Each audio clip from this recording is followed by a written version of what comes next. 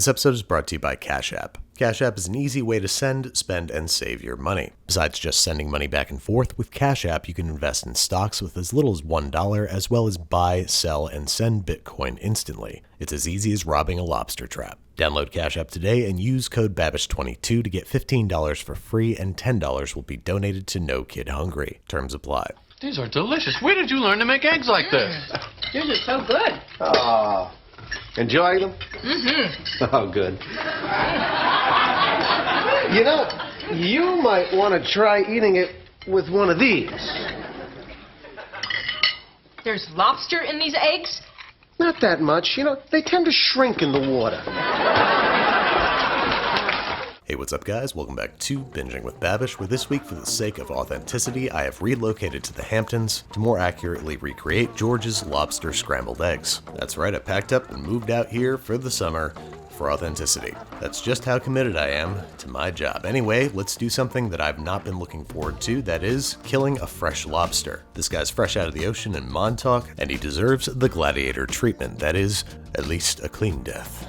Soldier's death. So take a very, very sharp knife and place it directly behind the lobster's eyes and cut down swiftly and decisively, instantly bisecting the brain and humanely killing the animal. It may keep moving, but it is quite dead. I'm going to split my lobster entirely in half for easy cleaning, cooking, and consuming. Once you've cleaned out the tamale, in spite of the lobster still creepily moving around, we're going to give the interior and exterior of the... Oh god, that really doesn't make this easier. Even after locating and surgically removing each half of the brain, God bless him, this lobster's still putting up a fight. Nevertheless, inside and out, he's getting rubbed down with high smoke point extra light olive oil, salt, and pepper. As you can see, my usual kosher salt and pepper grinder didn't arrive at the vacation house on time, but perhaps more importantly, neither did my pots and pans, which means that our still possessed lobster halves are headed into the great out of doors to be cooked. First, I just have to find my center after all that and practice a little self-forgiveness, and of course, whip up some delicious herb and garlic butter. I've got here a pile of parsley, dill, marjoram, and tarragon, all the big scampy hitters that are going to play real nice with our lobster. Now, I also don't have a microwave or a pan in which to soften butter,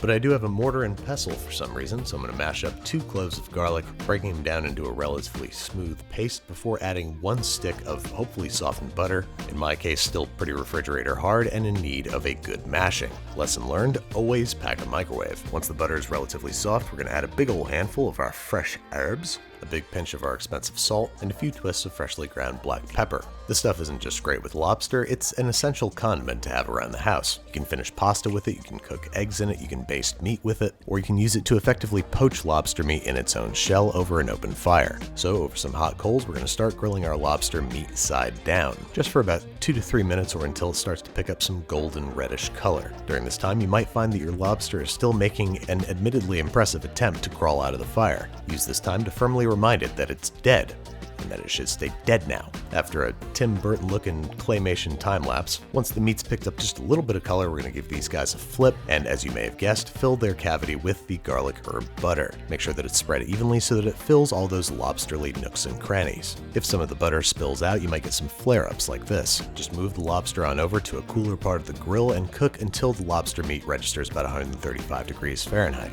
Evacuate onto a tray, and then we're headed back inside to scramble our eggs. I'm whisking together 4 large eggs with a pinch of salt, pouring into some gently foaming butter in a non-stick pan over medium-low heat, whisking constantly while cooking to end up with a small, creamy curd that will complement the lobster, and plate up on a warm plate with herbs, salt, and pepper. Now, I know that this is a very far cry from how George probably prepared his eggs. He probably chopped up some leftover lobster and sauteed it together with the eggs until they were scrambled and served them. But being caught a little unprepared this week, I hope you guys enjoyed the only Babish version, because in spite of how much of a fight this guy put up, he did end up tasting delicious, so he did not die in vain. I'm looking forward to making some episodes out here the old-fashioned way with nothing but a camera and a dream. Thank you guys for sticking around while I figure it out, and thanks again to Cash App for sponsoring today's episode. Don't forget to download Cash App today and use code BABISH22 to get $15 for free, and $10 will be donated to No Kid Hungry. Terms apply.